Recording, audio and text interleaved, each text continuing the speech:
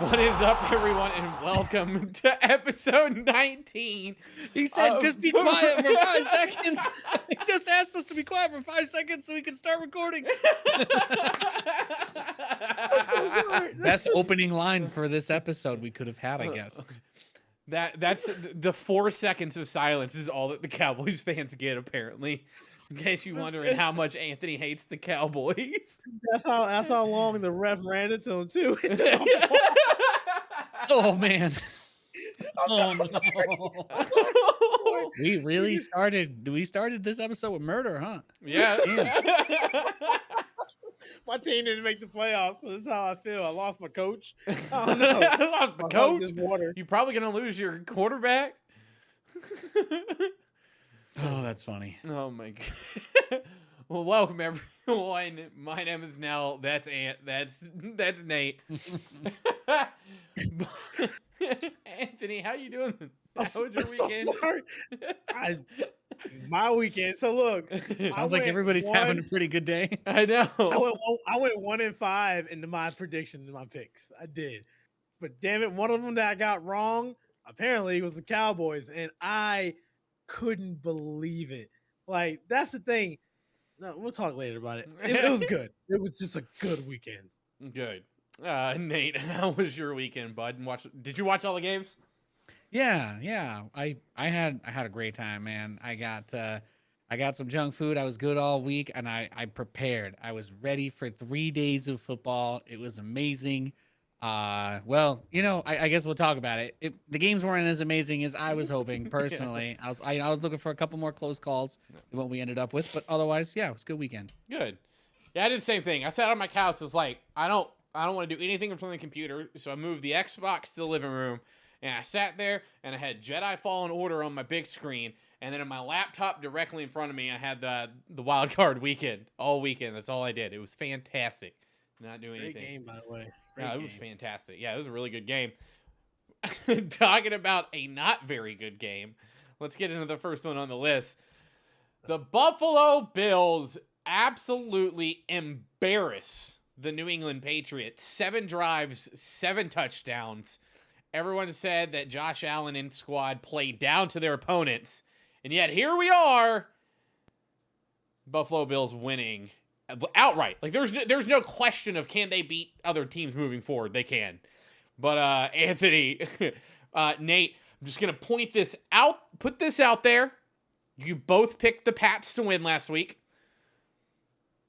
I picked the Bills. Just want to say that. You got the other. I'm wrong several times today. Just everybody knows. Okay, before I get little jabs in the side a bunch. Okay. But I did get one pick right, and when we get there, I will gloat. Oh, yeah. But Nate, what'd you like about this game? What about the Bills? Like, what clicked for them? Man, I felt like it felt like they actually did drop the underdog act, like what I was talking about, because that was the biggest thing for me was they're gonna play down to that level. Mac Jones, he's been solid, but the defense played lights out this week. It felt like a really strong performance.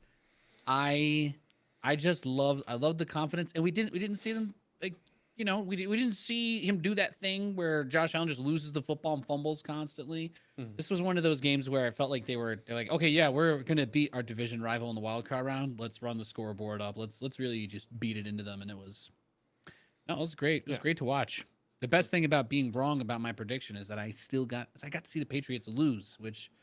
It's always a good feeling. It's always a good feeling. It wasn't just a loss. This was an ass kicking. And like, what happened to the Patriots?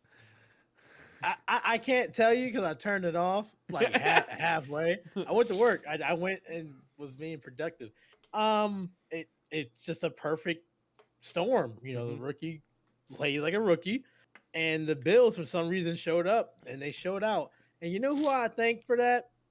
Ryan Fitzpatrick. He was in the stands with no shirt on, celebrating in the cold. It was the gift of Ryan Fitzpatrick. That man, it was him, not the Bills. Sprinkle a little bit of Fitz magic all over the field. I'm okay with that. Yeah, I accept that as canon. Absolutely. Watching this game and then watching the highlights, I think.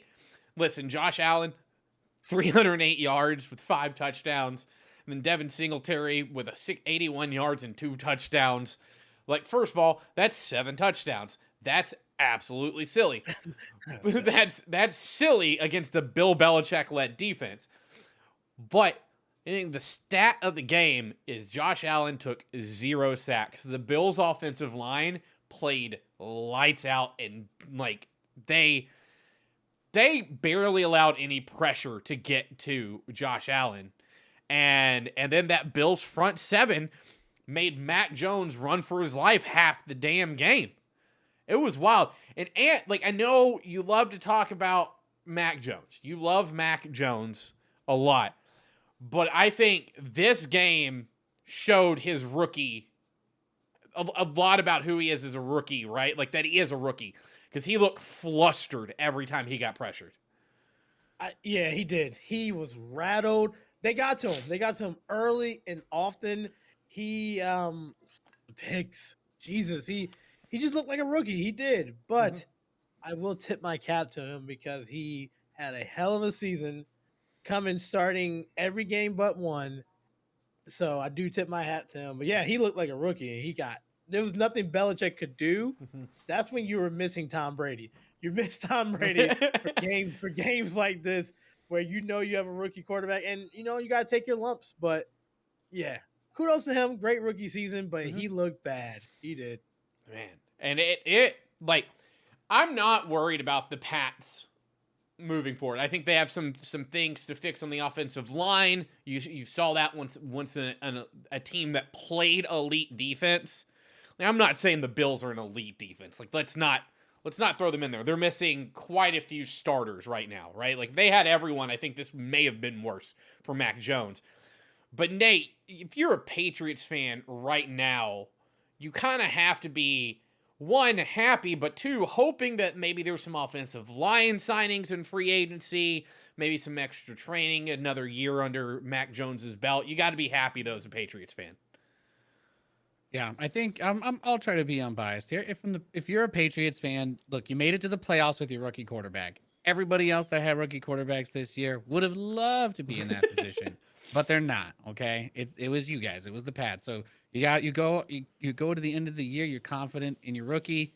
Mac Jones is going to be able to carry you probably to a couple more playoff runs. And probably the most exciting part is, even though you lost and got brutally beat down in this wild card round, the fact remains, like you were saying, Nell, your team did not have weapons for your rookie quarterback, who admittedly played well. Your team doesn't have a bunch of superstars on offense. So if they're able to pick up somebody in free agency, if they get a good player in the draft that develops well, you know, this team could pop off if Mac Jones has like a true number 1 and number 2 wide receiver target.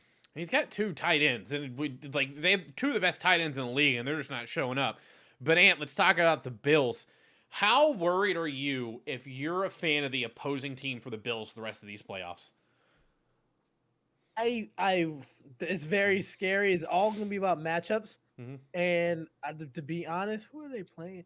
So here's the thing. So their matchup next week it's a perfect storm because I talked about the Chiefs and how like they was going to run into problem with the Steelers, and we'll talk about that later. Now this becomes the game of the week, and honestly, this is whoever wins this is probably going to the Super Bowl. Yep. To be honest. Yeah, and what the game we thought was going to be game of the week ended up being not so hot as the Rams dealt that final blow to a wild ending to the Arizona Cardinals season. Nate, this was the last unbeaten team in the league that then got beat by Carolina and Cam Newton's return, and it all kind of fell apart starting at that game. What happened in Arizona? Is it coaching? Is it Kyler? Is it the offensive line? Is the receiving core? What's going on? The passing game didn't come online at any point. The running game didn't come on. Like, I was shocked. I really don't have words to say. I think Matt Stafford obviously played out of his mind. I think he played really well. The running game gelled.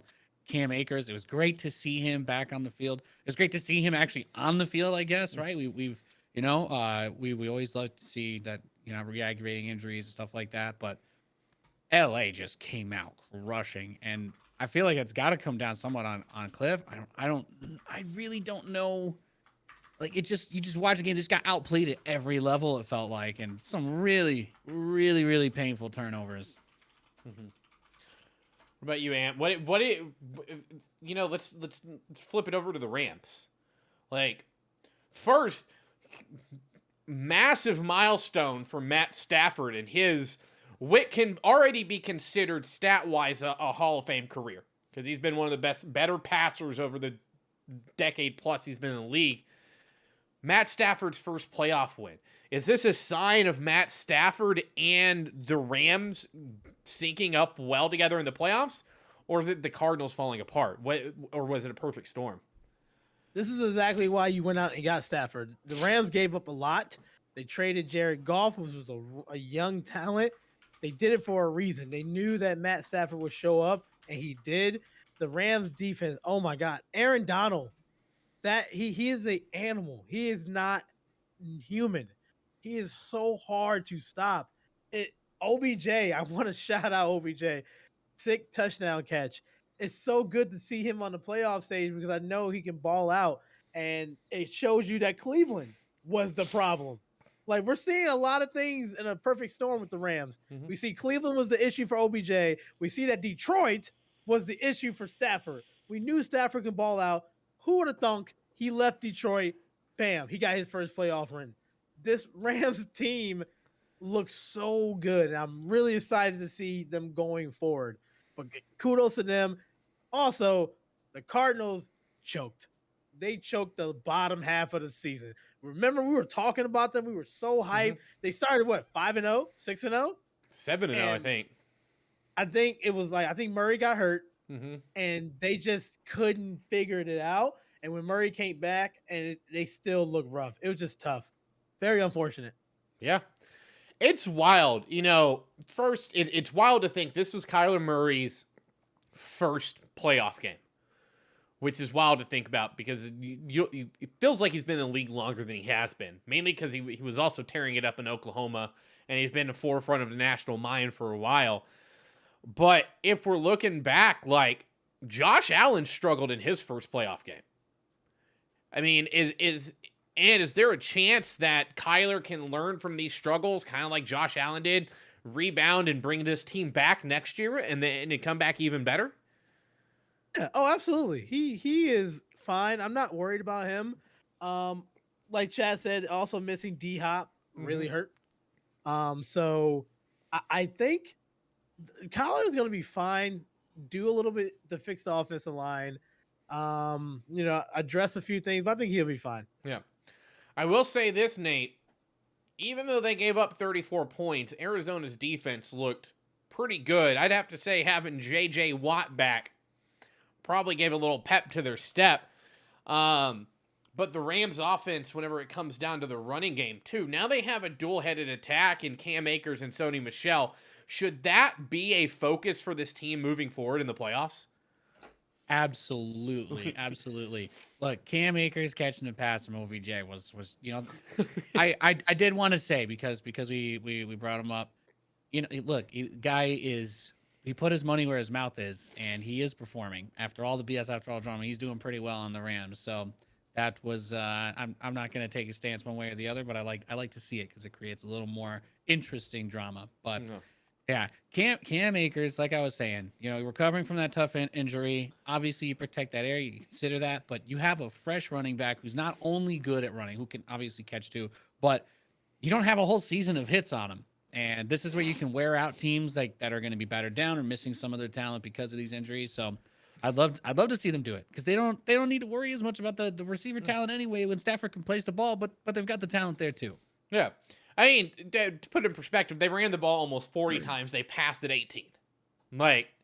That should kind of give everyone an idea of what they can do because next game, they may only run the ball 12 times. Michelle and Akers may only account for 12 carries, and Stafford could throw 45. I feel like this team is almost like Two-Face. They can go one or the other, and they can adapt to what they have to do. And I think the Rams could be a real problem if they play like this moving forward in the playoffs. I know we've talked about it. This was kind of the game to watch in the NFC. This was one of the bigger games to watch, and I know a lot of people have had a lot of people that I've talked to had whoever won this game going to the Super Bowl, and I can agree with that. I think the Rams have a legitimate chance with their defense. If they do this, if they do what they just did to Kyler Murray to these other teams, they put the pressure on them. You know, these other teams don't have guys who can get out of the pocket like Kyler. I think the Rams have a legitimate chance to do some damage in the playoffs. But on the opposite side of this, there's another team that's literally everyone's favorite to go to the Super Bowl, who just knocked the Eagles, who probably shouldn't have been in the playoffs, out of the playoffs. And that's Correct. Tom Brady and Tampa Bay. And let's just get down to it. The Eagles looked lost. Now, was this a product of Tampa Bay's defense? They are missing quite a few people because of injuries. Or was it a product of Tampa Bay just playing a more well-rounded game against a more inexperienced team? I mean, I didn't expect anything more out of this game, to be honest. I think it was just a do enough to win and focus on the next game, which is going to be tough for Tampa Bay. The Eagles always will have a good front seven, always. But they now need to think about the future because Fletcher Cox is not getting younger and that defensive line is not. So, yeah, I mean, you got some questions. Like, kudos to them for making the playoffs. A lot of teams could have been in there and they got in there. But yeah, Tampa did what they needed to and nothing flashy. Wasn't, because they're going to have a handful this weekend. Yeah. And I'm glad you brought up that front seven because they sacked Tom Brady 4 times for 30 yards, which is not something that a lot of teams do. You don't get to Tom Brady. That is a well-protected quarterback. And if you get near him, you're probably going to get a flag. That's just how the NFL works. You touch Tom Brady, you get a flag. That's a penalty. Touching Tom Brady, 15 yards. And if we're looking down a stat line, which stat lines don't show everything, but Nate, if we're looking down the stat lines, you're talking they only had 243 yards passing, barely 100 yards rushing, and the only receiver who really killed it for the Bucs was Mike Evans. Should you be worried if you're Tampa, or is this just, hey, we did what we had to do to get done? Yeah, I don't think you're worried at all. This game was just a symptom of, hey, this is where Todd Bowles shines. Right, he's a great defensive coordinator, and the Philadelphia Eagles, one of the best teams at running the ball. The problem is, obviously Tampa Bay Buccaneers have talent on the team, but when you have a really good defensive coordinator that can scheme specific strategies, this is a game where if Jalen Hurts had come out and had actually been able to throw the football and hit his targets, because that game was really ugly to watch. It was a very painful game to watch. All those points came in the last quarter where they're just desperately they're it was like garbage time points, it felt like. And it was a really, really sad to watch, honestly, because I was pulling for him. I know my brother was really stoked. All my family back east, they're all Eagles fans, and Jalen Hurts just completely let the team down this game. You're throwing the ball 43 times. You're getting half of them with. They got exposed big time on that passing game. People like to call it the receivers or say that they drop passes or what have you, but from watching it, like, he did not afford that team the opportunities they needed. And once the run was taken away from him, like, that was it. Now you take out the legs from the number 1 running quarterback in the league, force him to pass. You've seen it with Cam Newton, right? Whenever teams stack the box against Cam, they force him to pass. He's thrown off his back leg, throws interceptions. Saw a lot of the same stuff from Jalen Hurts, and it kind of makes you wonder what's he going to be like in the future. Especially, I would say this: he's a kind of a lesser version of Russell Wilson and Cam Newton. Cam Newton's prime, right? Like, you can compare all 3 of them as quarterbacks, and I don't think Jalen is on the same level as Cam and Russell, or even Lamar Jackson, for that matter. So, kind of makes you worry about the Eagles moving forward. It remains to be seen. And lucked out with this game. He doesn't have to dress up. Gardner Minshew didn't even see the field. I was screaming for it. It's like someone just put in the stash, get the stash under center. How are you not going to put Gardner Minshew in this game? You were down 31-0 going into the fourth quarter. At that point, if I'm Sirianno, I'm like, yo, we got nothing else to lose. Throw in the guy wearing jorts on the sideline. That's the problem. He was wearing jorts. Like that was exactly the problem. I disagree there, fundamentally. Big supporter of jort rights. Is that what I'm hearing? Yeah, now? jort Big fan of culture. You know, really need some more acceptance of jort culture. Minshew's gonna make that jort lifestyle. He's gonna establish his own brand and everything. Just needs to get that QB1 spot back. I'm telling you right now, if Gardner Minshew comes out with his own line of jorts, I'm buying every pair. There's no. He should go to the Panthers.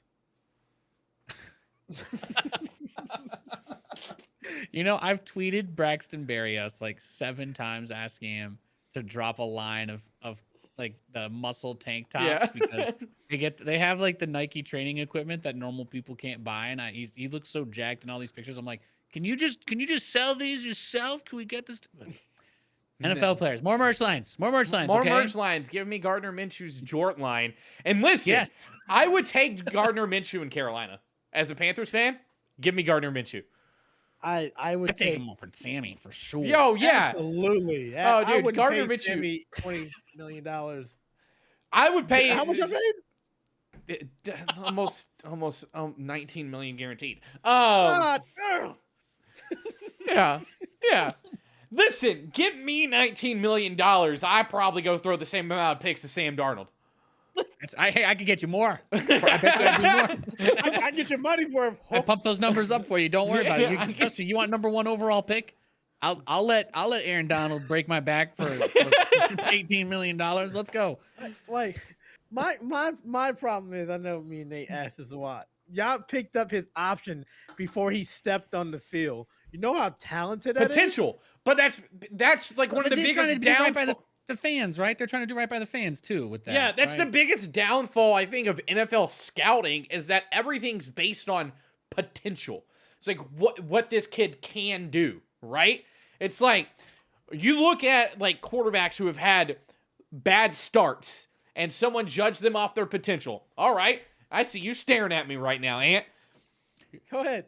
All right. A guy who was written off early in his career, Kurt Warner. Another guy written off early in his career, Jake Delhomme. Both went to Super Bowls. That's true. Okay. My counterpoint here is that adversity and difficult situations and failure force us to grow more than anything else. And Darnold was on the Jets. It is possible. it is possible that the dude might need to have another crappy year or two before he makes whatever changes in his life he needs to become good. But there's a reason that doesn't happen to everybody. Yeah. Look, I love what Nate said. That is a beautiful quote. I just want to turn it back to Sam Darnold getting the option picked up before he stepped on the field, knowing what he did with the Jets. We've seen it.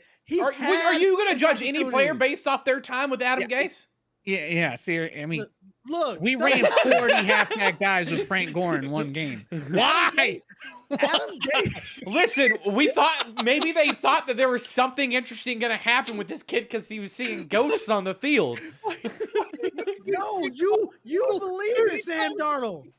I did. I believed in potential, and I hate the potential thing of the NFL. There is a way to save this line of conversation, though. And here's the real question. They had to pick up the 5th-year option before the season started. It was the day before, the day after the first round of the draft. That was the deadline. So they had to agree to do it early, which is fair. But assuming that they didn't, what was their worst case scenario? Like, oh, he's gonna ball out and ask for 30 mil like everybody else, and you'd have a franchise quarterback that you have to pay. Like, boo hoo. Like, what? Who's upset about having a quarterback good enough to earn a contract, right? I don't know. Speaking of quarterbacks good enough to earn a contract, Joe Burrow and the Cincinnati Bengals beat the Raiders in the first round of the playoffs. I'm getting good at these, aren't I, Ant? Yeah, you are. I love it. Listen, Nate, I agree with you. I do. I would rather pay him 30 mil instead of 19 mil to probably ride the bench. But the Bengals beat the Raiders, inching out the win. Listen, this was probably one of the this was one of the 2 competitive games this weekend. The other games were not competitive. This was one of 2. But Nate, Joe Burrow and the Bengals, a almost flawless game on offense when you talk about it. Joe Burrow, 24 of 34, 244, and 2 touchdowns. Joe Mixon running the ball very well. And then, of course, Jamar Chase is just like, hey, by the way, he's down there. Throw the ball. Nate, what'd you like from the Bengals? What did Dude, you this game like? was so good. I liked everything. I was looking forward to this game more than all the others, and then it ended up being one of the first games, so I was disappointed with all these stomps after. But this game was fantastic. It had everything. Okay, Mixon did a great job. There's actually a couple good runs with Chase. They're doing some nice plays. A lot of people got touches in this game, and I watched it the whole way through. The yak or the whatever the proper term is for what Jamar Chase does when he gets the ball in his hands is just beautiful. And like you're saying, I think there was at least 1 or 2 deep balls to him that he picked up that were just really nice. And that was it was just beautiful. Everything that you like about the Bengals came out in full force in this game. But I don't think that this is a team that wins this game if you don't have that Burrow Chase connection, because it just any time that it was like seemed like a difficult situation might have come up in this game. It's just boom, Jamar Chase has the ball, life is good, first down, whatever. You can't stop this guy. Yeah, I bought a Joe Burrow jersey after this game, by the way. Good on you. Good on you. He's a good kid. That's He's a good. good kid. You don't need to be a Bengals fan to respect somebody that can play. Oh, like yeah, that. yeah. He's good. And I used to do this, right? Like I have a Brian Cushing jersey from his time with the Texans. He was like one of my favorite linebackers to play the game. I mean, the dude made tackles when his helmet came off. So, dude's a maniac, right? But I mean, Ant, you gotta feel for the Raiders. This was the most tumultuous season possible for Oakland.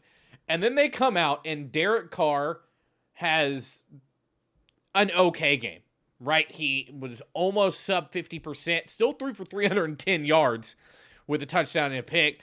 Jacobs then runs the ball for 83 yards, and it just feels like nothing can go their way. But you got to be, listen, if you're a Raiders fan, you're excited for the future pending coach and GM search, right? I mean, this is phenomenal. They made the playoffs. Mm-hmm. Regardless of what happened in the game, they made the playoffs after this whole season with your coach, with the players going to jail. They had a chance to win the game. Mm-hmm. They were in this. So kudos to them. I really hope they keep their head coach. I'm not going to pronounce his name. I really hope they just keep it on. And then the GM, I know Mike Mayock was just fired. He was, and that was just part of the old regime. You know, Gruden brought him in, so Mark Davis is starting fresh. So, yeah, kudos to them. This was there, but I do want to say, Joe Burrows, man, that I love that dude. He has an attitude and a spunk, and he balls out. Mm-hmm. Love it, just love it. I really do like the Raiders. I think they're a solid team, and if you're a head coaching candidate, this has got to be up there. If you're being asked to interview there, you have to. This is somewhere you want to go. You got a leader in Derek Carr, and Nate. Like, you have a running back in Josh Jacobs. You have a defense. Sure, you've had some issues with 2 first-round picks this season, and all the stuff that comes with being the Raiders and the fan base. But you got to say yes to this if they want to invite you for an interview, right? Yeah, this is going to be a special job though for whoever ends up taking it, because a lot of the problems, and especially one of the biggest thing, right? You one of your number 1 wide receiver threats in the NFL that you're like, okay, we've got young talent on this team, we're building up all the other pieces that you've mentioned, Jacobs, Waller, they've all played really well, and despite everything, this team actually did still make the playoffs this year, which in my opinion is impressive, because it really wasn't expected.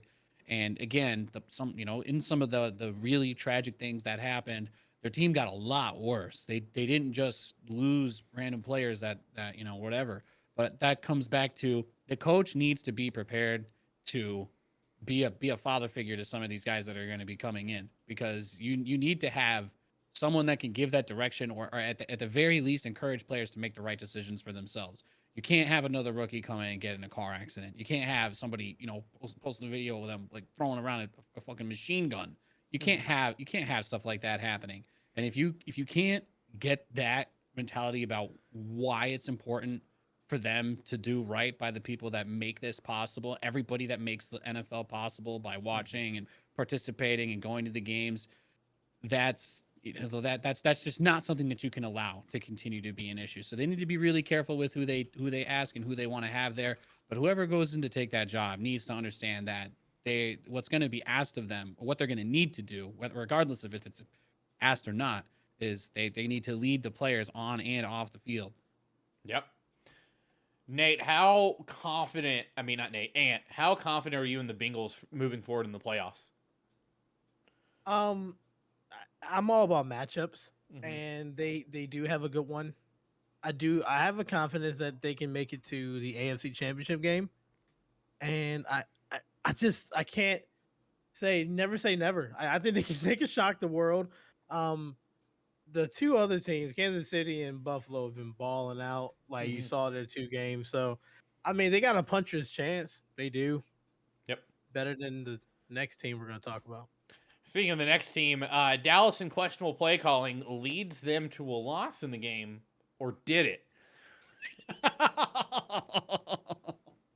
Now, Dallas losing to the 49ers in Dallas, which means that okay, here's the stat. I'm gonna throw this out there. One, we all know the stat that Kyler Murray has more championship and playoff wins in Jerry World than the Cowboys do. It's hilarious. It's hilarious. In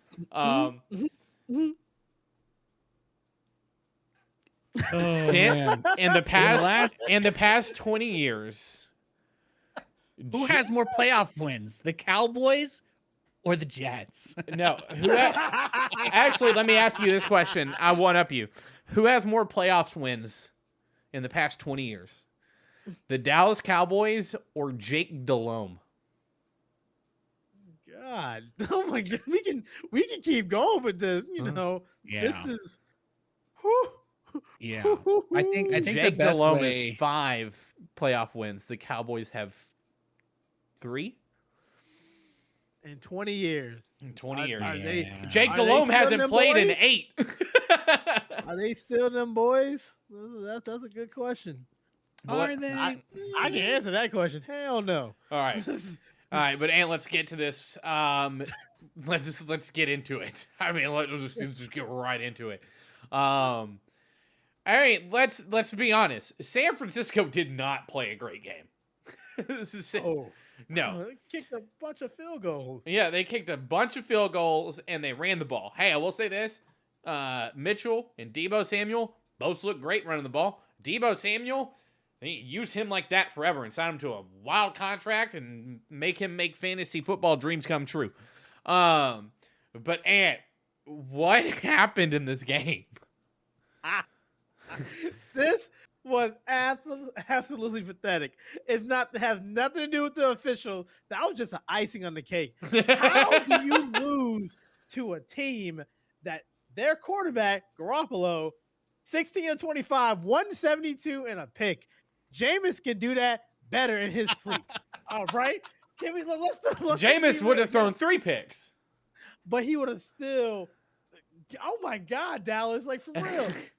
San Francisco ran the ball 169, 38 carries, 2 touchdowns. There's nothing special about San Francisco's stats. Nothing at all. You look at it. Dak threw for 254, couldn't get it done. Zeke, where was he? I don't know. Probably eating somewhere. I have no idea. I don't know. Cooper didn't show up. I know CeeDee Lamb got hurt.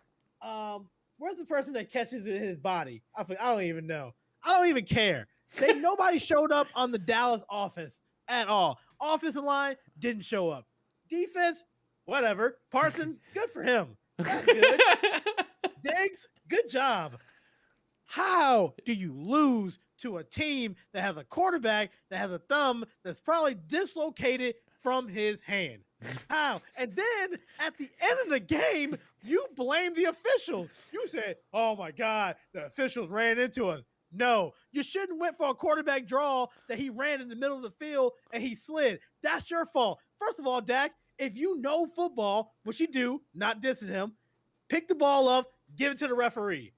Don't just sit there and hope for the best. Now you got a referee, dumb and happy, went in there and just gave him a spear. Now he's down. You try to spike the ball. It was too late. That was a perfect way to end a 12-win season for a team that I've been saying from day one shouldn't been there in the worst division. I'm sorry. Oh my God, they're just so terrible. This is beautiful. Just beautiful. I'm done. For now. My absolute goodness. That was perfect. So aside from all of that, which I agree with wholly. Like, also, what's wild is some of the biggest plays that Jimmy G had throwing the ball were in the direction of Diggs. Living up to the meme about him now is he's either going to pick you off or give you up 180 yards. Like, that's what he does. But, Nate, how much of this can we place on good old Mike McCarthy? They're the most penalized team in the NFL. And usually when you're the most penalized team in the NFL, that is because your coaching is dog shit. And I would go to the point of saying that Mike McCarthy fits into that doggy bag that you see dog owners carrying around. Look, we've had this conversation so many times this year. I'm going to say it again. Why is he? I want Tony Pollard as a starting running back, and you need to find probably another QB. Also on the point of Diggs. Yeah, exactly. If he doesn't get you the 3 interceptions, he gives up 300 yards. So, like, if you want to put him in Jamal Adams' shoes, that's fine. Put the baby bib on him and don't let him play coverage. But look, I don't know. I don't know what else you're supposed to do about that. That's a really weird problem to have because he did have a kind of awkward number of interceptions. I don't know. Great reflexes, bad at tracking, I suppose. But man, the coaching calls are awful. They always do that stereotypical thing where they just, oh yeah, we all agreed on it. This was the play call. We were gonna get the down. You were supposed to slide a little earlier. Ref's fault, whatever. But you can't put your team in a position where that happens. And frankly speaking, that final drive was actually really I was really impressed that they even got to halfway down the field. You don't have the timeouts to work with. You don't have the ability to stop it, but you can at least put yourself in range of your quarterback's arm, which is not supposed to be weak. I mean, as far as I'm aware, Dak's supposed to be able to chuck it as well as anybody else, if not better. So if you can't try to scheme around doing that, or at least a sideline throw, and if they're playing the sidelines, just chuck it. You do something, give your team a chance. But to let your season, to let the hopes of your whole year, everything that's built up over all these games, in the final seconds of the game, to let all of it hinge on like a 60-year-old dude running over and setting the ball fast enough for you to spike? Come on. Yeah. I wish we had church music in the background when he was going. It was enlightening. Did the game start and the offensive coordinators actually, guys, I figured it out. This is the ref that ran a 440. So, if we need to, we can do it. It's this specific. Yes, he runs faster than the other refs. No. What a ludicrous thing to let the game hinge on. This ref was huffing and puffing, running 16 yards from behind the. Okay, so dude, he was booking it, and I will say this: listen, should the ref have run with the play? Yes, you can say that. When Dak took off and the entirety of the offense went that way, the ref probably shouldn't have stood where he was. Maybe he was shocked of the dumbass play that was called. That's also an option. But also on the same side of it, you said it, Dak should have given the ball to the ref. Also, offensive line, why the hell are you set up? You didn't even give a path for the ref to go through.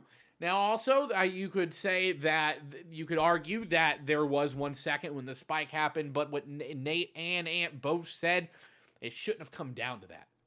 It should not have come down to, was the ref in the wrong? Did Mike McCarthy call the most boneheaded play in playoff history? Spoiler alert. Yes.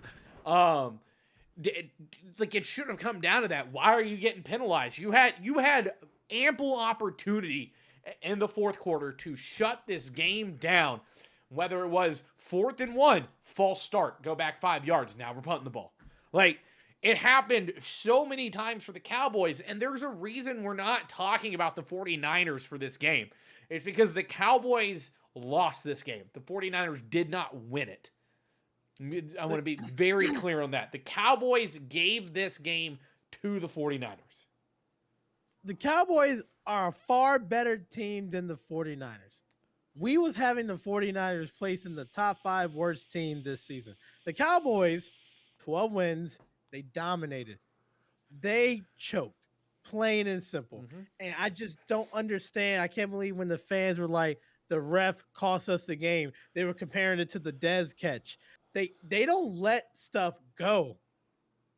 This game right here has nothing to do with the referees. You gave the 49ers 3, if not 4 first downs off of penalties. Mm-hmm. Whose fault is that? Is that the ref? Nope. That's bad discipline. That's bad coaching. Yep. Literally, I don't know why McCarthy is having his job as we speak right now. I know why, because he's a puppet for Jerry Jones. Mm-hmm. That's the only reason why he has a job, because Yep. he doesn't have a backbone. You could tell. You could just look at him. The way he talks in his press conference, I'm pretty sure he has an earpiece in his ear, and Jerry Jones is feeding all the information to him. If you're a Dallas fan, a true Dallas fan, you will want McCarthy and that whole coaching staff gone. You want Brian Flores. I know Brian Flores won't go to Dallas because him and Jerry Jones will probably get into a fist fight, but that's who you want. You won't get better Dallas as a team until Jerry Jones steps away. Mm-hmm. I'm sorry. We've been saying that since Jerry Jones thought it was a good idea to fire one of the greatest coaches of all time in Jimmy Johnson following a Super Bowl. Okay. On that note, it's a sad day. As Big Ben has played his last game, most likely we don't have actual confirmation. But, hey. Go to Dallas. Go to Dallas. Come Carolina. We'll take you, Big Ben. $18 million backup. I swear. I hope you step on a Lego later. Don't you put that evil on me, Ricky Bobby. All right, listen. Big Ben said it Saturday before the game. He's like, listen, we shouldn't even be here. We're probably the worst team in the playoffs. He got on the mic. He was like, we're not that good. We got a good defense, but ain't nothing else going for us. And well, let's just be honest here. It showed Kansas City was a better team. We talked in week 5 about how Kansas City should be worried. And obviously Andy Reid is an avid listener of the regular season. And he listened to our advice. And their defense went from giving up 32 points a game to giving up 15 points a game. And it has showed. But at the same time, Big Ben's offensive line let him down. Big Ben was getting hit left and right. And this guy's on the ground. He's like, can you just leave me alone? I'm trying to retire here, and you're knocking the shit out of me. Someone put in Mason Rudolph. I'm done. I don't need this in my life. I don't need this. My kids. I will say this. Both Ant and Nate picked the Steelers to win. I got caught up in the moment. I got caught up in the heat of the moment last week. Okay, Big Ben didn't even pick the so much. Steelers I to figured, win. of course, he was gonna make me upset if I picked against him. I'm gonna say that I picked the Steelers to win just to help make sure they would lose. All right, you can all thank me later. I'm waiting for those checks in the mail. You win some, you lose some. That's the best way I can say it. I mean, you said it earlier though, Ant. Like Kansas City now against the Bills. Kansas City's probably the best team in the AFC right now.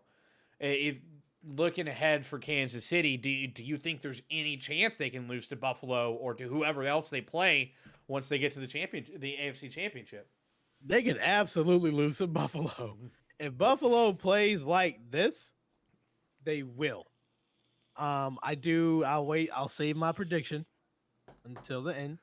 But absolutely, Buffalo can beat this team because we saw this situation happen last playoff. Just saying. Mm-hmm. Yep, you're not wrong. But Nate, let's talk about Pat Mahomes. Guy had some of his signature passes We had a big man touchdown. We had an underhand in between the offensive line touchdown. We had everything happening for Pat Mahomes. 30 of 39, 404 yards, 5 touchdowns, 1 pick. And that pick probably shouldn't have been a pick. That was a ridiculous catch off of a tip pass. It was absolutely silly. And then also Travis Kelce had a touchdown. So 6 touchdown passes for the Chiefs. Do you think Pat Mahomes played his best game this postseason already, or can he repeat this moving forward? I thought you were about to ask me if he played his best game this season in general, and I was going to say yes. It looked fantastic. Everything gelled. Everything worked well. The offense, I didn't feel it from the Steelers. Like you said, the one interception was kind of nuts. This is one of those games I was like, okay, maybe this one turns into a good one. But in the second quarter, Kansas City just started to run away with it, and it's awkward. I shout out to Travis Kelce for throwing a touchdown pass because that was awesome to watch. He also had 108 yards receiving. This guy can do it all. I love Andy Reid as a coach. I loved watching him with Donovan McNabb when I was a kid, and I love watching him with Pat Mahomes now. Mm-hmm. It's one of the most fun offenses to see. I don't know what happened in this regular season. A lot of teams had this like kind of cresting moment or like this dip in the middle of the season, and then a lot of them started to look kind of okayish, but we've seen that so many of them could not keep up with whatever they had done this year in the first game. But Kansas City just balled out. This looked like Kansas City from the playoffs the last 2 years. Yep. I got some fun facts here if you want to hear it. Hit me. So, first one, Travis Kelce threw more touchdowns than Garoppolo, which beat the Cowboys.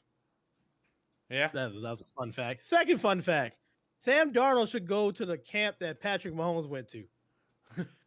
How's that a fun fact? That's just known. You just need to. He needs something. $19 million. He can go pay for or something. I even said in the damn Discord today, no Sam Darnold talk, and here we are talking about him on every bullet point. And he made sure. My bad.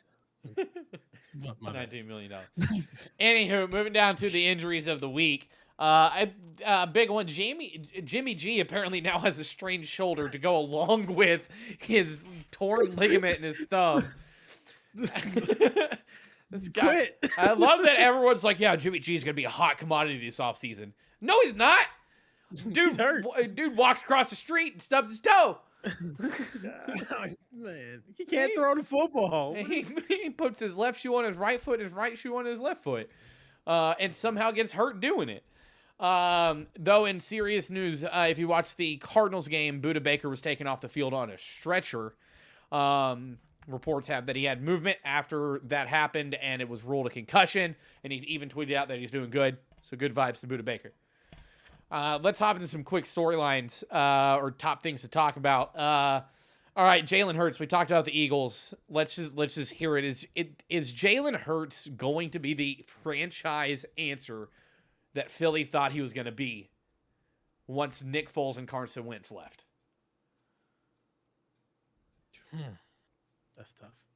I think that Bucs defense could have made anybody look bad, but the Eagles, they had one of the easiest in terms of the teams that they beat. Right, their like strength of schedule or something, whatever that stat is that only gets brought up when people need to nitpick.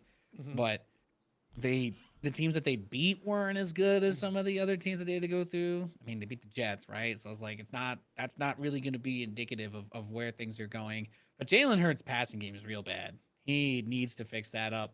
He does all these double moves behind the line of scrimmage. That was the biggest thing that I noticed watching this game. It's just constant. He's constantly trying to fake out the lineman in front of him instead of looking for somebody to get the ball to.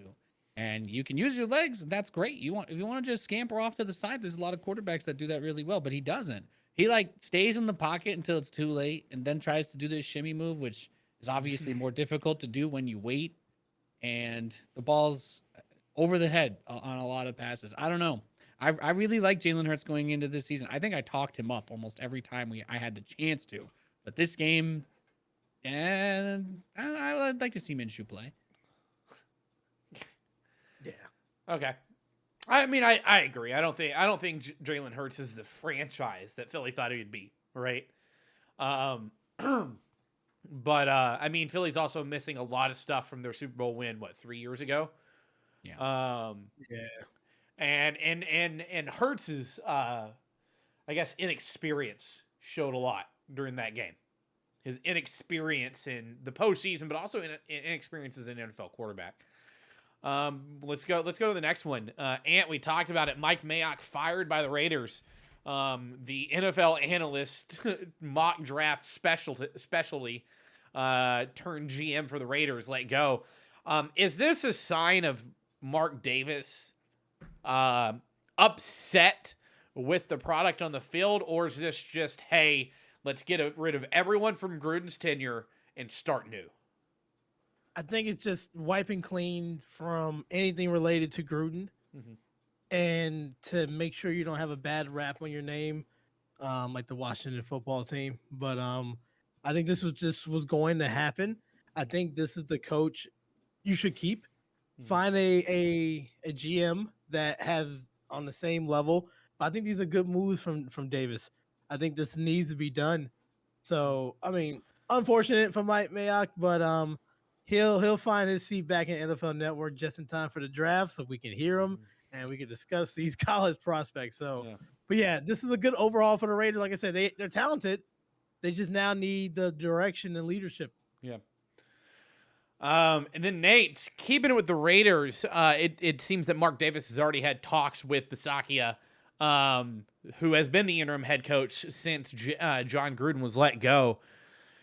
At this point, at this juncture, and whatever's happening in Vegas, shouldn't he be the front runner for the job with what he did with that team? Yeah, no, I totally agree. It seems like, and I was following some of this stuff. I don't know if you guys saw, but they put out like this really sentimental thing where he wrote like all these handwritten letters to all of everybody on the team at the end of the season. And look, you can say that people do things because they want to just appear a certain way, but there are a lot of people who would think that they would be weak to be seen being open like that about the relationship that they have with their team. And I don't know that he has all the answers, and hopefully the team can support him if they decide to keep him on. But I haven't seen anything out from him that's made me think that anything less than he's at least a decent coach. Got his team to the playoffs after this dumpster fire of a year. Facts. Absolute dumpster fire. I agree, though. I think he should be front runner for the job.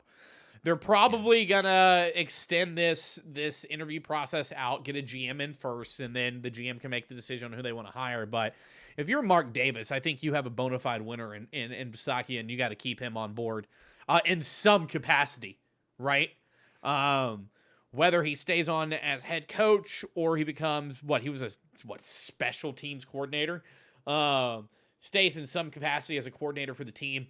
You got to figure out what to do. But now Seattle is looking for a coach. They fired their defensive coordinator Norton today. And we've talked about Seattle and what's happening up there, and it seems like there's a little bit of a culture shift happening in Seattle. Looks like Russell Wilson wants out. It kind of looks like Pete Carroll wants out, and you don't hear much about the general management team or the ownership team. But what do you think this signals, them firing Norton, for the future of all the above for Seattle?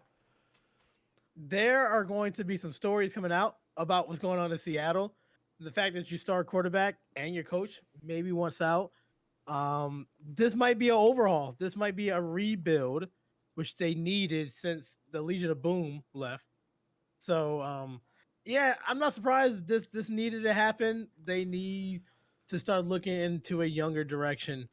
And like I said, I think Russell Wilson is going to be gone this offseason, and Pete Carroll. I think Pete Carroll's going to get the bag and go back to college. I don't disagree with that, Nate. Nate, what? I mean, the team's in an awkward situation. I'm sure they're really looking forward, though, because obviously without the results that they may be wanting, they can enjoy having a bit of a higher draft. Oh, wait, nope, never mind. So your team doesn't have the building blocks to improve. They're not flush with cash space. They're not flush with draft picks. Maybe they've got some money to play around with, but they've got big contracts between Wilson and Wagner, and now Jamal that they're tied up with as well. And that there's nothing about that situation that's super good, because I feel like it's like almost an attitude or cultural change has been happening. The team feels a little bit less just a well liked. The likability feels like it's come down a little bit. There's been just so much crap going on, and then Wilson getting hurt and coming back in quickly after, and not having the results that they're looking for is really rough. And I think if you're Russell Wilson and you see that your team is going to have a really hard time getting you much more, and goodness knows if they end up losing anybody that's reaching free agent contract like Metcalf this offseason, then it's hard not to look at Tom Brady. It's like everybody was doubting him, and he just said, "Look, I'll give you a deal. You get me this guy. You use your draft pick on this guy. I'll come to your team and we'll win a Super Bowl, maybe 2 in a row now. Who knows?"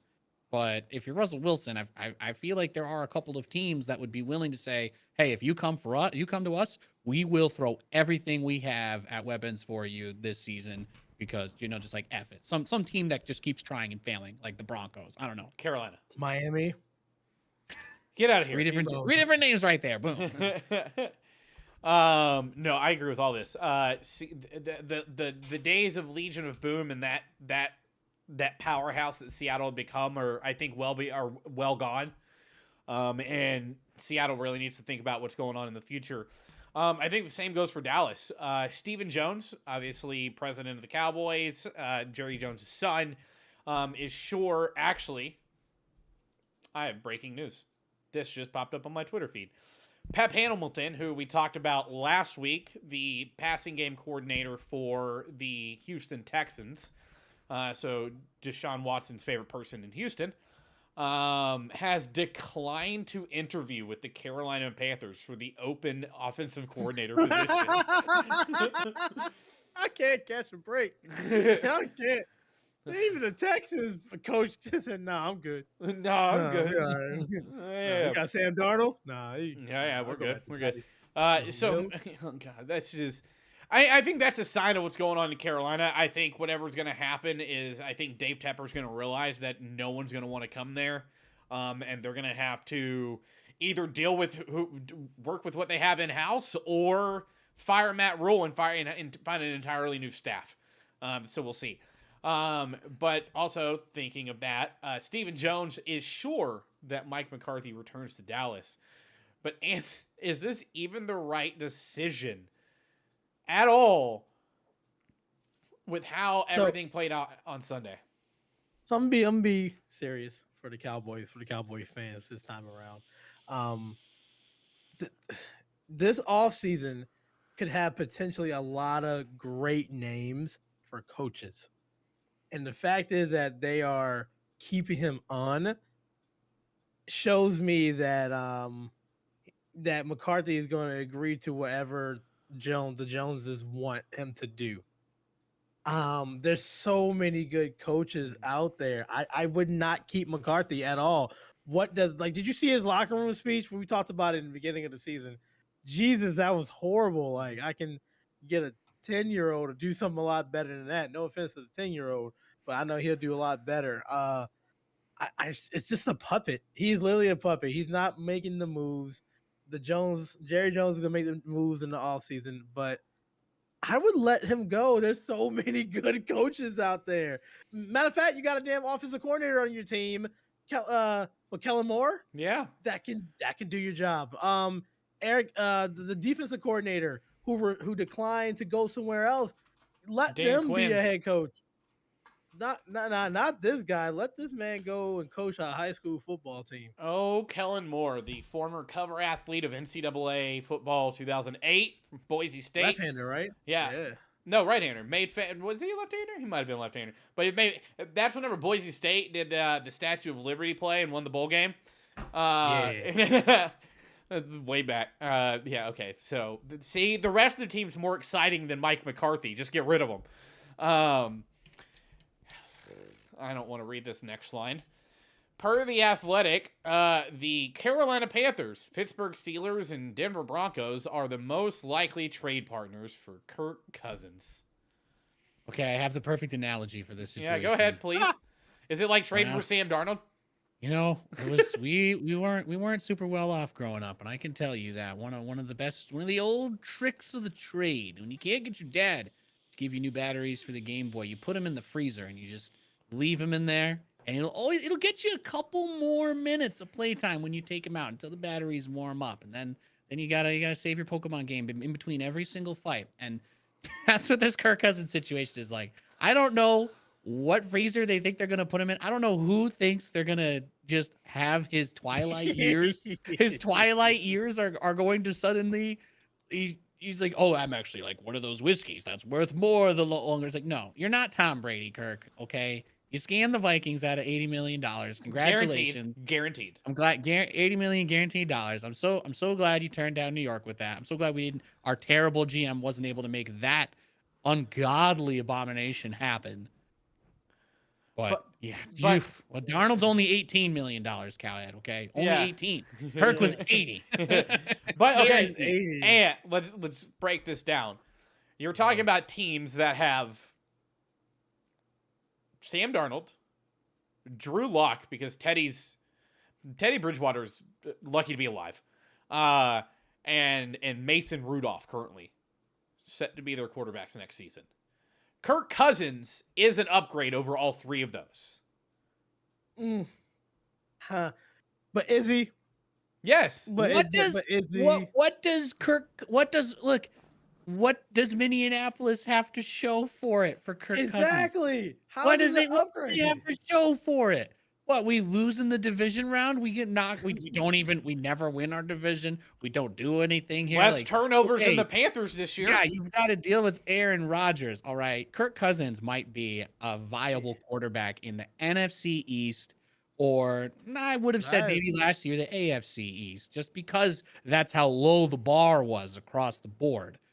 But he's never going to do well in a competent division because he can't. If he was going to be able to do that, he would have already done it. We would have seen the Vikings obliterate, and everybody be like, "Oh my God, Aaron Rodgers got outdueled by Kirk. How is this possible?" It just doesn't happen. How much of that blame can we place on Mike Zimmer though? They had a No, because he did this before his other team. Nah, I'm not giving Kirk Cousins a short. Nah, man. He robbed them of $80 million to be a below average. He's not even average. He's in the top 15 quarterbacks in the league. No, he's not. Yes, he is. Not. Name 15 20. other quarterbacks. Name 19 other quarterbacks better than him. Jameis Winston, Jameis Winston, and Jameis Winston. That's all you need. I'm telling you. Like, if you're the three teams looking at Kirk Cousins, stop. This offseason, I know we're going to have an episode of the regular season. We have an episode of the regular season going to be about the offseason. This offseason is going to be really interesting this year. But stay away from that. There's going to be some quarterbacks that you don't know that's going to pop out. There's going to be some coaches. This is going to be a fun free agency in the offseason. But dear God, do not go after Kirk Cousins. He's going to take you from all your money, and then he's going to leave. He's going to retire. He's going to quit. That's exactly it. Kirk Cousins is just looking for his last bag. That's it. He got his $80 million guaranteed over however many years, and now he's like, okay, I'm gonna get probably one last contract that I need to try and get as much guaranteed as possible, and somebody's gonna delay their team from being competitive again by another couple years by throwing money. A decade. Yeah, he's only 33. How long do you think he could scam one of these teams? That's a really interesting question. I don't even think it's going to be one of these three teams. I have a team in mind that I know he's going to go. I feel like he's going to go to the Colts. Oh, the Colts, 100%. On a one-year deal, sure. Yeah, 1 year, $50 million deal. Absolutely. I think Kirk Cousins is trying to get the Roger Clemens type of deal that he did with the Yankees. Trying to get the Rodgers rate? Is that what you're saying? 1 year, $20 million. That's Kirk Cousins. You need me. He's he's his own agent. Look, you need me. What you got, Sam Darnold? I can do something better. I can get you 8-8 and get you thinking about the playoffs, and then you don't make it. You like that? You like million. How many playoff wins does he have? Wait, hold on. You just gonna try and sneak that you like that in there and not What? That is. You like that? This can't be right. This can't be right. You said he got 80 million guaranteed. Then the first Google result says he only has one playoff win in his whole career. Hang on, let me check PFF. Who did he play for? The Washington football team. Yeah, exactly. Yeah, he took over from when RG3 got hurt. Who was his coach for a lot of that? He's been getting paid for a little while now from the Vikings. Okay, I don't think we get to use his rookie year anymore as the reason why he's not good. He's gonna be around for another 10 to 15 years. He's gonna be one of those quarterbacks. Like he might retire to come back 2 years later. Like, he's gonna get like 35 million from it. Because when you bring up the Washington football team in this context, that makes me think that makes me feel like you're comparing him to Matt Stafford, who is an amazing quarterback that was stuck and dragged behind his terrible team and management. And he left and he broke out. But if you're trying to tell me that Kirk Cousins can go to another team this coming season, get his first playoff win, and absolutely dominate and dumpster the team in the wild card round, Yeah, I think so. Absolutely, I not. think Kirk Cousins can bring a team to the playoffs. You don't believe that? No, Yeah. no, because it took you a while to get. No, you don't believe that at all. Yeah, if you Yes, put I him in do. a Mark Sanchez situation, sure. Give him Darrell Revis, LaDainian Tomlinson. Let's go. Braylon Edwards. I'm sure he'll get there. I think Get Kirk Kevin Cousins, Mawai to block for him while you're at it. I listen. I said this last weekend. I'm going to stand by it. Kirk Cousins is a top 15 quarterback in the NFL. You may be statistically correct, but That's ain't the nobody else buying that with the stank that comes on those stats. I do. You think I'm gonna say don't. Darnold. Okay, But then, you know what then? Hey, Ant, here's what we'll do then. Next season, let's just see. Maybe Matt Rule will make another great call, and we'll get to see how Nell reacts to Kirk Cousins being his quarterback, and we'll see who likes him then. Kirk Cousins is Exactly. a serviceable quarterback. Cal has said it, and I believe that 100%. Serviceable. What? Like And you can he- change the oil on a car with no tires? Serviceable. Exactly. Yeah, like you can roll around with 2 flats. You think you can still make it to the grocery store serviceable? That's fine. Go to Carolina then. Let Sam Darnold, $19 million guaranteed, sit on the bench while you got this guy right here chucking it around. I Okay. hope he goes to We Carolina. went to the Super Bowl with That's Jake fine. Delhomme. Bring on Kirk Cousins. That's sad as an organization that you want to bring in Kirk Cousins. As a Miami fan, I don't even want him. I don't want that in my life. No, he's gonna tear up your salary cap. He is. Sam He's gonna Darnold's already cost you done that. German. Why not just add more fuel to the fire? You know what? Good for y'all. I wish Carolina the best. Miami, New York, we're gonna do our own thing. Go ahead.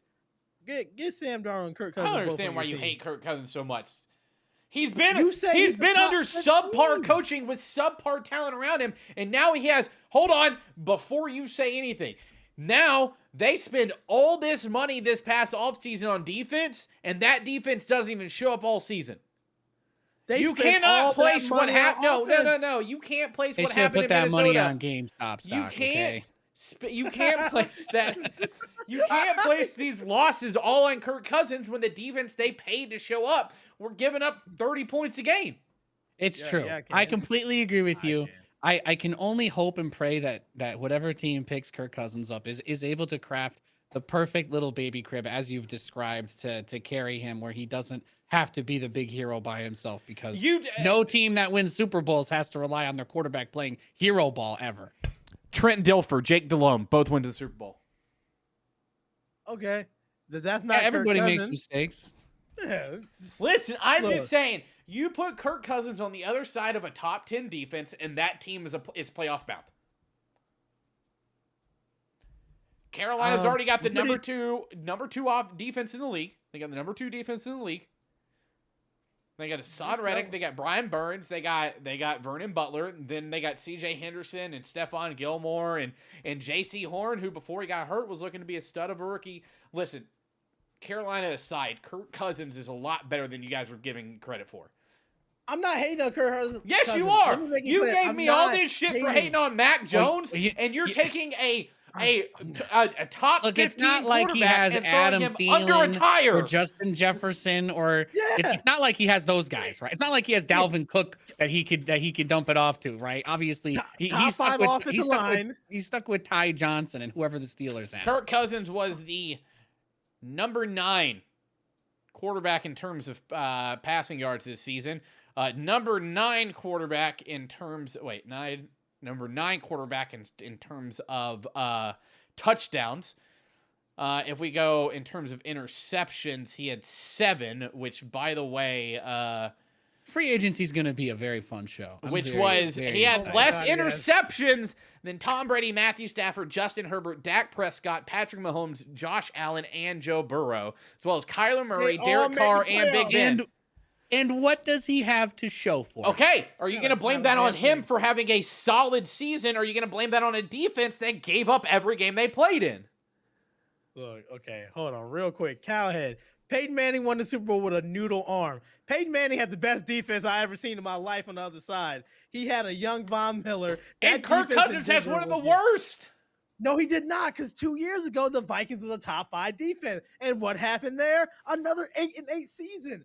It's not just, look, I'm not blaming it all on Kirk Cousins. Mike Zimmer is a good coach. We knew this. Mike had Zimmer the is an weapons around. adequate coach, mediocre coach.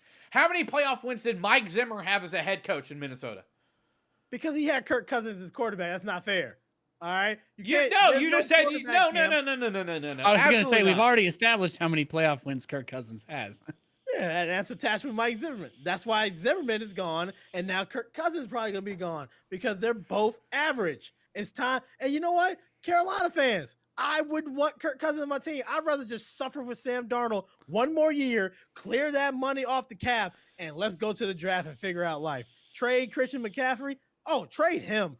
Get a number 1, a number 2 draft pick. I think you Something. could hoard draft capital. Take one L because there's not enough quarterbacks. So your pick's not where it needs to be for this season, and then like you just said, 2023. No, they're already saying go to town. They already say Pickett's going to Carolina in this draft. I'm like, oh joy, old Pickett out of Pittsburgh.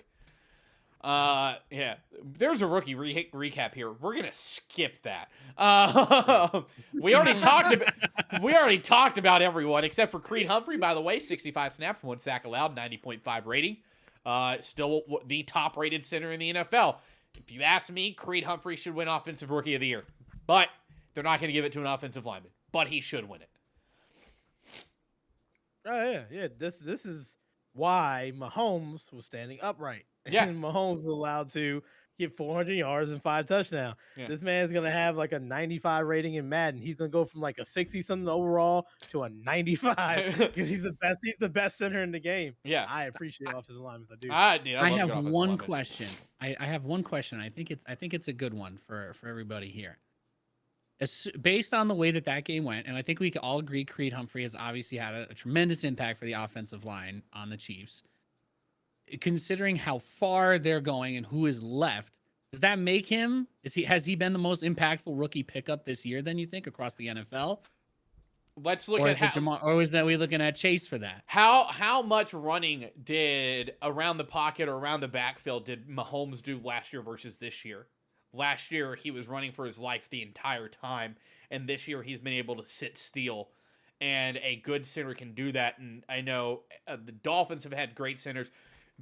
Nate, you've had Nick Mangold in the past. We had Ryan Khalil. You're so talking about spoiled. two of the best. We had two of the best the centers. Pouncey brothers. You had the Pouncey brothers, but yeah, and in that you're talking 3 of the better, 4 of the better offensive linemen of the past 15 years. And Creed Humphrey, I think, is going to end up being one of those offensive linemen that really makes a difference for the entirety of his career. When he decides to hang it up, long-term prediction, Creed Humphrey's going to, injuries aside, if he does not get injured, has a full career, Creed Humphrey will be a Hall of Fame center when he ends his career. I don't think that's a crazy take at all, considering this season. Yeah, for sure. He's already set an unbelievable pace. And that's such a nice thing to have for a team too, because like you're saying, obviously, like us, we went from Mawai to Mangold, so we're kind of set at center for we had 20 Ryan years. That was Khalil, and awesome. we haven't had anyone in Carolina since Khalil, and Khalil was an All-Pro, consistent All-Pro and Pro Bowler his entire career. You can't undervalue a center. You know, left tackles and left tackles and right guards usually get all the love, or left guard and they always get all the love. Centers never get the love. And Creed Humphrey, I say this with my hand over my heart, with every bit of emphasis that I have, 100% deserves Offensive Rookie of the Year. He's the best offensive rookie in the league. And I think he's and that's I agree. I do agree with you. I think that he has had that equal amount of impact on his team. I think Jamar Chase honestly comes pretty close though, and he's obviously much more flashy when you look at the rookie side of things. But especially if the Chiefs end up going to the Super Bowl or winning it, like there's no way you can't give a huge credit of that to the center pickup they made. Yeah, and on the Jamar Chase thing though, he had a couple games where he was kind of a no-show, right? Like he had a couple 40-yard games this season.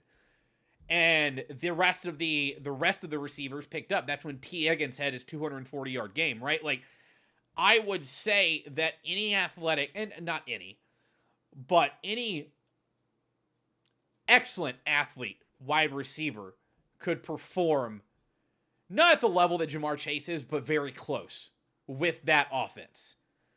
I don't think there's another center in the league that's performing as well as Creed Humphrey, because there isn't. He's the highest rated center by at least 4 points in Pro Football Focus, which is a big deal. 4 points is a lot when you get to the top 5. He's the only one consistently rated over the 90s. But we've talked about Creed Humphrey about 7 of our 19 episodes now. But you know what? The offensive line never gets enough love, so I'm fine with that. It's easy to it's really easy to see why people like Jamar Chase. It's not always super obvious for more, less glamorous positions. Yeah. But let's talk about the divisional round coming up this week. We'll hop right into it. We're talking about Jamar Chase and the Bengals. Does the Burrow and Chase train keep rolling, or can the Titans derail the Bengals? And one thing to note, Derrick Henry was in full pads at practice today. So you have to talk to Derrick Henry. If he's good to go, I mean, it's a gamble because I think he came back quickly from this injury. But if he's good to go, you gotta throw him there because I have the Bengals winning because I think this is a perfect matchup for them.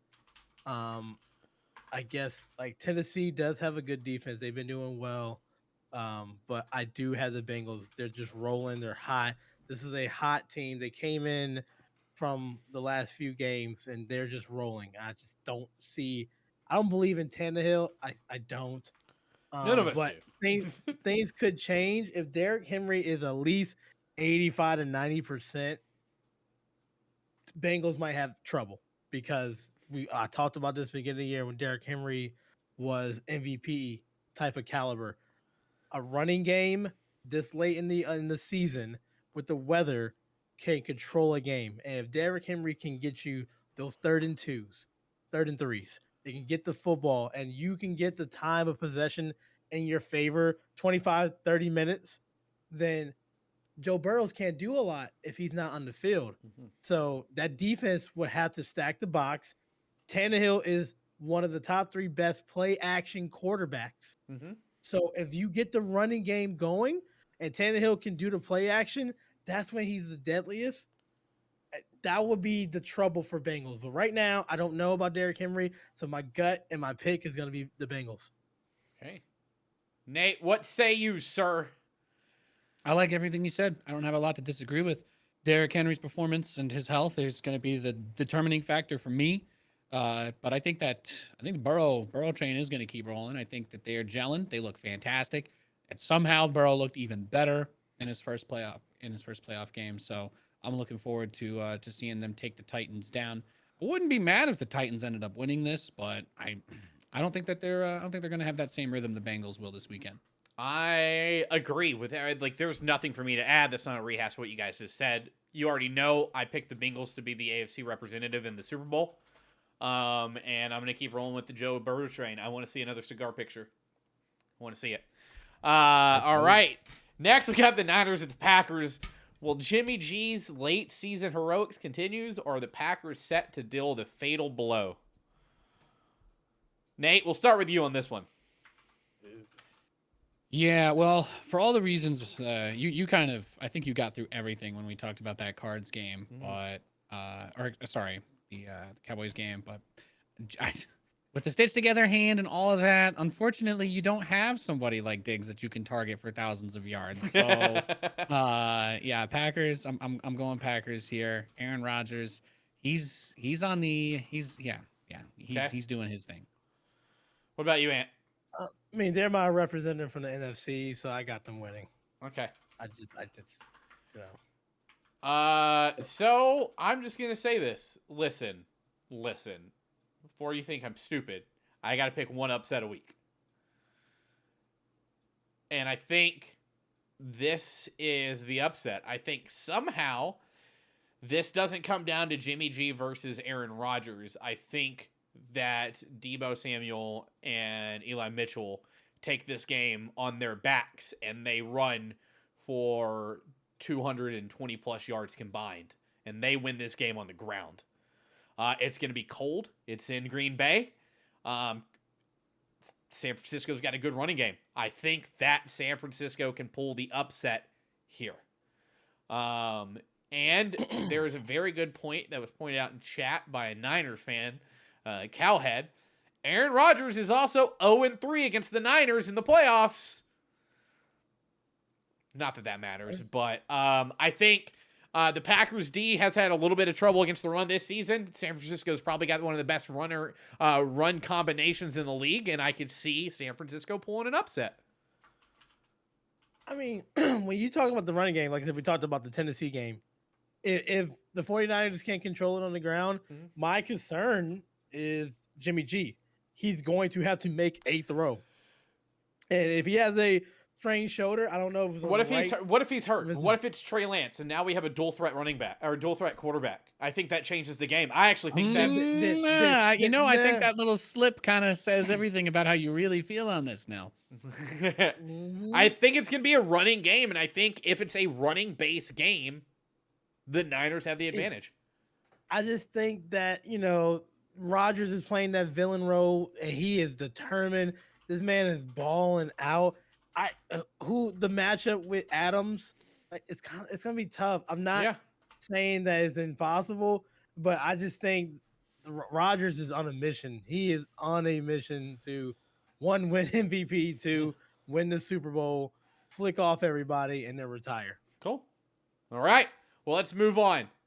Rams in Tampa against Tom Brady and the Bucks. Can Matt Stafford's storybook season in LA continue, or is it just another chapter in Tom Brady's book on the teams he's beat in the playoffs? And we'll give you the start on this one. So, this is my upset.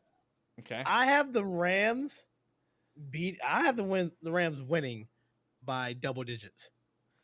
I think this defense, Aaron Donald, I'm a full believer in. I love the way he plays. Brady has problems. This is stemming back to the AFC East with deep front sevens, and they can get to him. I just think the loss of multiple weapons for Brady is going to hurt him. Tampa does play a good defense, but I think that let's say St. Louis, LA has a lot of good targets. It's just tough. You can pass it to Cooper Kupp. You got OBJ. You got a two-headed monster now at running back. You still have the tight end. I like the way Stafford's playing. I think that this is going to be a win. It's going to be a 10-point victory. I like the Rams moving forward. Okay. What about you, Nate?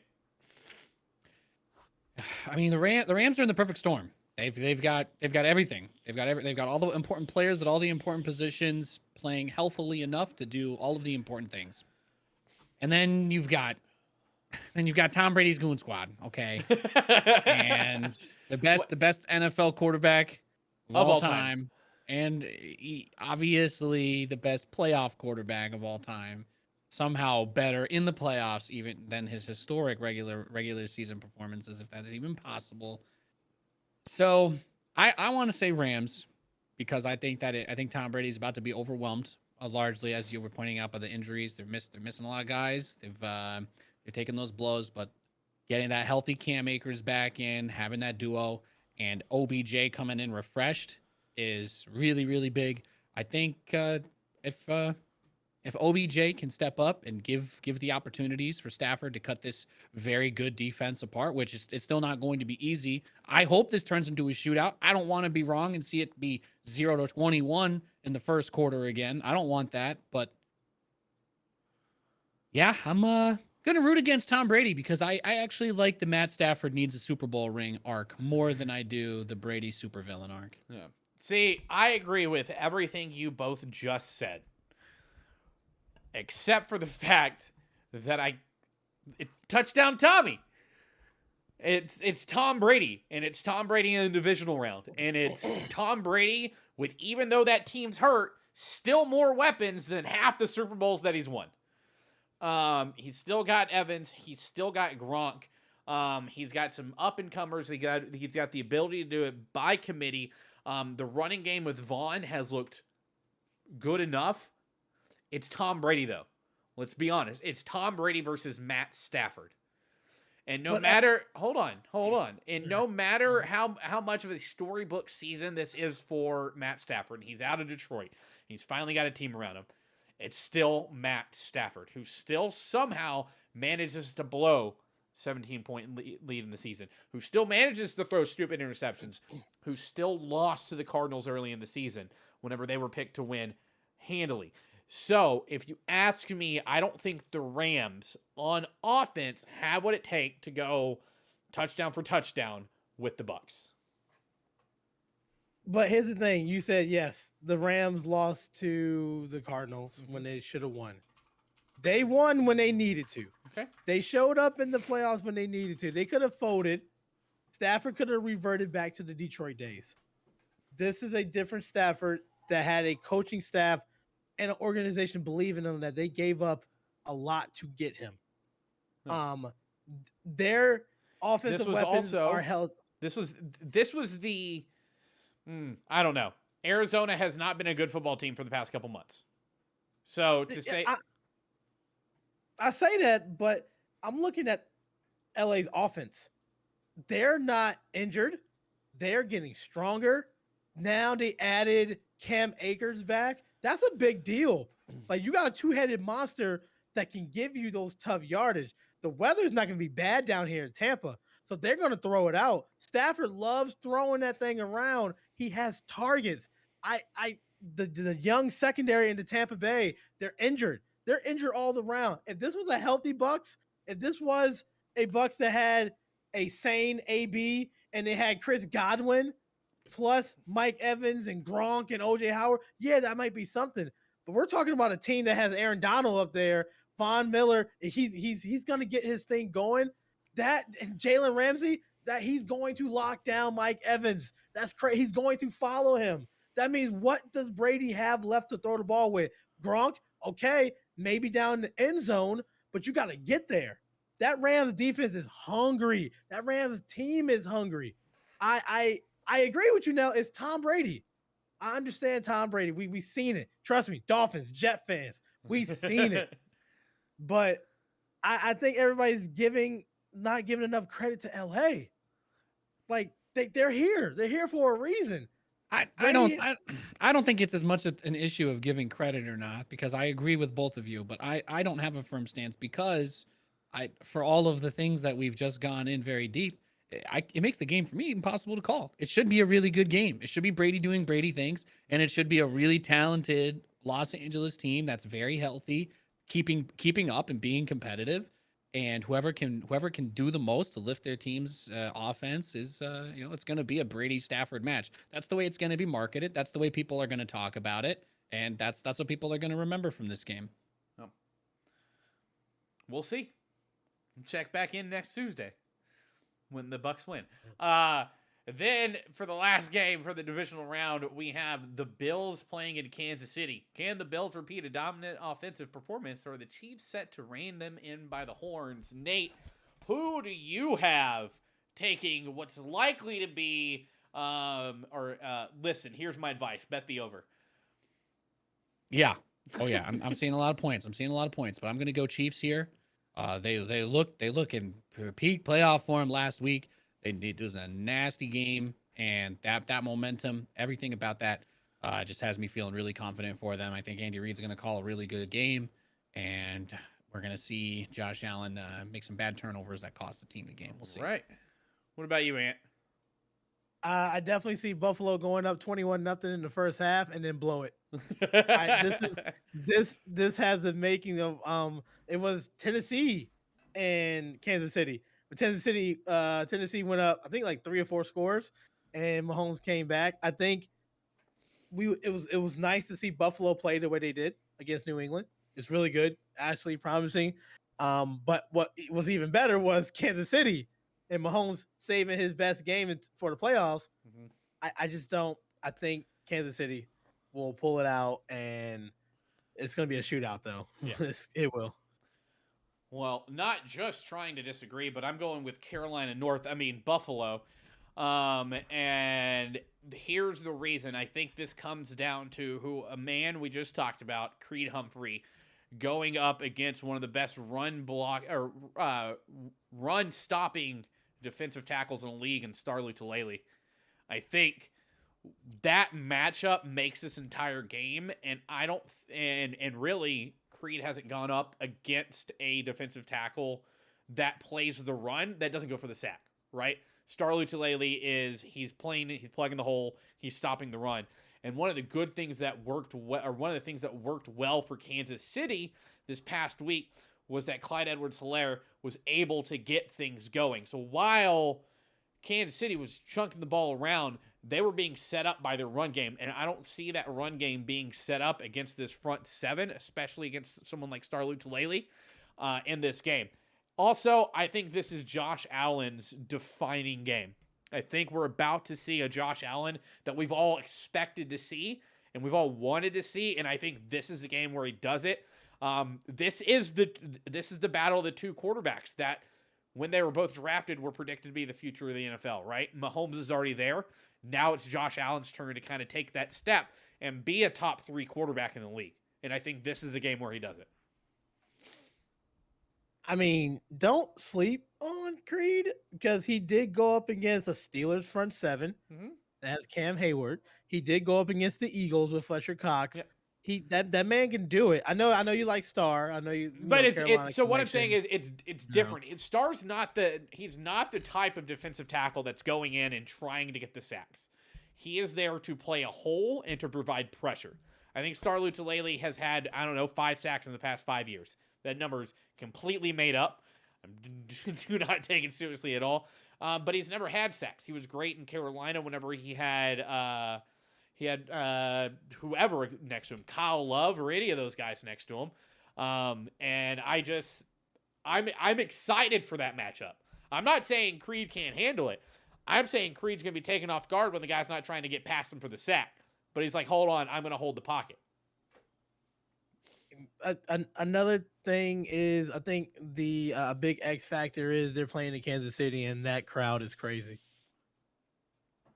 You know, the crowd will be gone in the third quarter if the Chiefs are losing. So you have the entire fourth quarter in silence. Those fans leave early in Kansas City. If they lose it, they're gone. I mean, I get home, get my barbecue. The barbecue there is really good. It's all right. I've heard it was. I don't know, man. Joe's barbecue is pretty. I'm just saying, if you know, you know. I got a sticker for Cooper's Old Time Barbecue in Austin, Texas, right here on my computer. The Texas barbecue, they're both really good. They're both really good. Okay, y'all don't need to fight each other. You should just have dinner together. I'll come. I'll take the leftovers.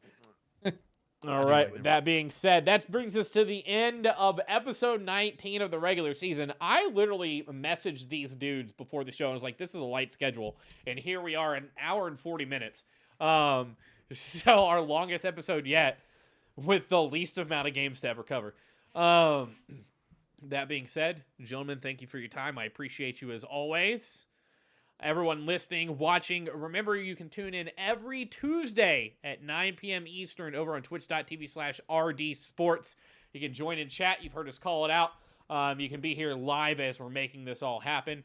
If not, make sure you click that follow button on your favorite podcast platform, and you can find all of our socials down below in the description.